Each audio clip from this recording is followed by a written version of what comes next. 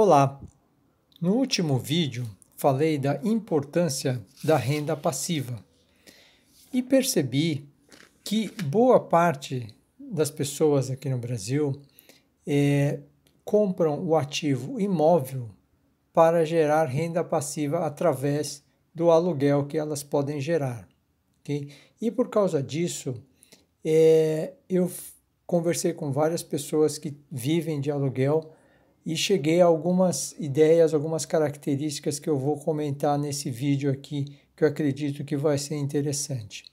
A primeira coisa que eu percebi é que os tipos de investimento que a pessoa física tem acesso aqui no Brasil ou são imóveis residenciais, né, principalmente apartamentos, flat em alguns casos, salas comerciais pequenas, normalmente alugado para advogado, médico, dentista, enfim. E galpões pequenos aí, ou na periferia, um pouco mais afastados, e lojas de rua. Basicamente eram esses produtos, esses imóveis, para gerar renda, ok? E o que eu percebi também é que grande parte dessas pessoas com um trabalho, né, intensivo, conseguia comprar entre 3 e 5 imóveis numa geração. Né? Conheci duas situações excepcionais que a pessoa conseguiu comprar até 10 imóveis, mas na média era entre 3 a 5 imóveis para gerar renda. Okay? Outra característica é que boa parte acabou tendo que fazer alto valor de investimento, né? Mas ao mesmo tempo citou a vantagem de você fazer uma poupança forçada, né? Que como tinha que fazer e realizar esses investimentos, acabou se forçando a guardar esse dinheiro, enfim, e a economizar esse dinheiro. Uma reclamação muito comum era com relação à vacância, né? Então, principalmente na época que ficava vazio, você tem que pagar condomínio, né? Tanto nas salas comerciais como nos imóveis residenciais, problemas com o inquilino, né? Ou de a falta de pagamento, atraso de pagamento, porque normalmente o inquilino era uma pessoa física ou era uma empresa pequena. E também a questão dos reparos, né? Principalmente quando o imóvel era devolvido. Okay? E uma última questão que eu percebi é que a grande maioria dos investidores pessoas físicas não fazem essa reserva de atualização, né?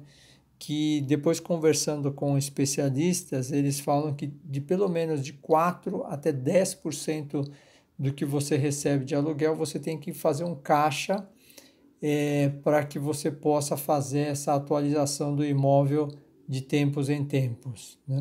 E isso é uma coisa que grande parte da pessoa física não faz e isso gera um problema lá na frente com relação à desvalorização do imóvel e, consequentemente, do aluguel também. Okay?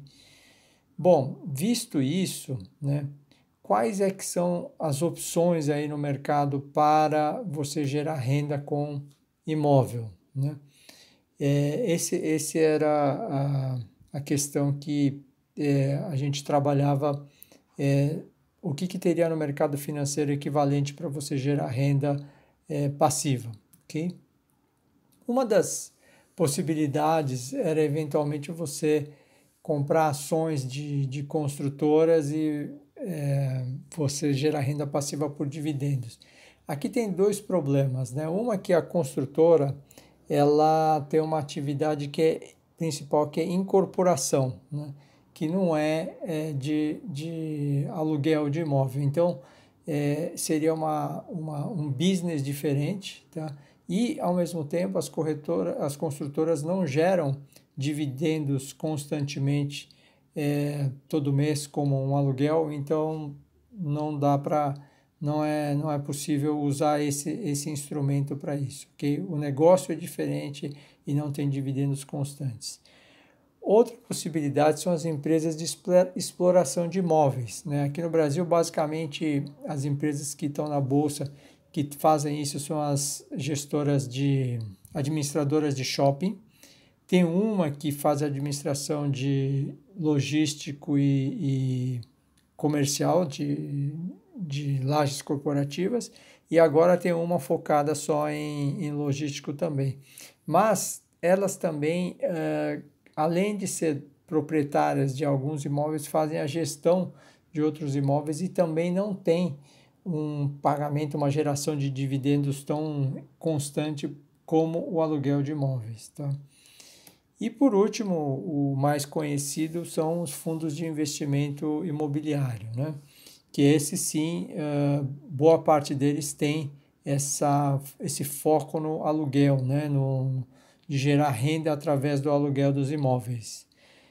E eu coloquei tijolo aqui porque tem um fundo de investimento imobiliário em papéis que hoje está até mais conhecido, que são os CRIs, né, dos Certificados Recebíveis Imobiliários.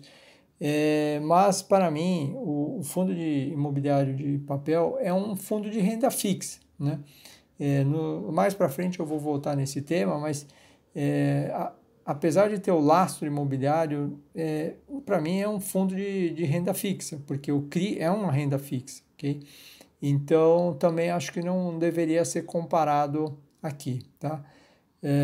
E, obviamente, também não estou considerando os fundos de investimento de desenvolvimento, nem os fundos de fundos nesse momento, ok?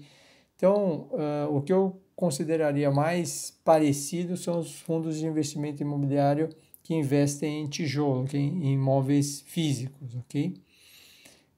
E o que eu percebi, a grande dificuldade das pessoas investirem em fundo imobiliário é a dúvida com relação à qualidade da gestão, né? A confiança que você tem na gestão. Então, isso é um empecilho, uma dúvida das pessoas, mesmo quem investe fica bastante preocupado com isso, ok?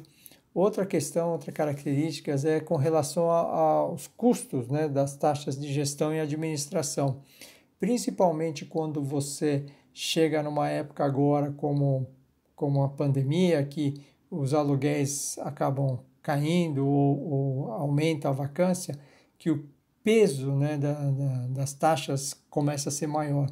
Então, isso é uma outra questão que também incomoda, enfim, e muitas pessoas que investem, ok? Outra questão é uma dúvida com relação à falta de transparência. Então, muita gente lê o relatório e verifica que falta muita informação, solicita informação no RI dos fundos imobiliários e normalmente as respostas são muito genéricas, muito evasivas, né? Então isso é uma outra questão que gera alguma insegurança aí para o investidor, tá? E eu acho que o principal é falta de tempo de estrada. O que acontece? O imóvel físico já se provou no tempo. Então, tem muitas famílias aí que têm os imóveis há muitos anos, né? Veio do avô, veio do pai, enfim. Então, ele já se provou ao longo do tempo. E o fundo imobiliário aqui no Brasil, os mais antigos aí, o que hoje, né, tem um peso dentro do mercado, tem aí 10, 12 anos, né? Então, ainda é muito pouco para você ter uma comparação adequada aí com o imóvel físico, tá? Então, esses são os pontos que eu percebi no fundo imobiliário, tá? E o que é importante aqui, né? Não tem melhor ou pior, né? São formas diferentes de tentar atingir o mesmo objetivo. E claro, se você tiver recursos, eu acho que vale a pena ter os dois. Você ter um imóvel físico para aluguel e uma outra parte talvez em fundo imobiliário, até para você ter uma comparação mais adequada, ok? Claro, muita gente não tem recurso para isso, mas eu acho que o ideal seria isso. No próximo vídeo eu vou trazer os comparativos, tá, do imóvel físico, as vantagens dele e as desvantagens, e as vantagens do fundo imobiliário e as desvantagens também. O objetivo é trazer o debate, trazer as ideias para que você, investidor, decida o que é melhor, o que tem mais a ver para o seu perfil, ok? Era isso por hoje. Se você gostou desse conteúdo, vou pedir para você dar um like, se inscrever no canal, né? E muito obrigado. Até o próximo vídeo.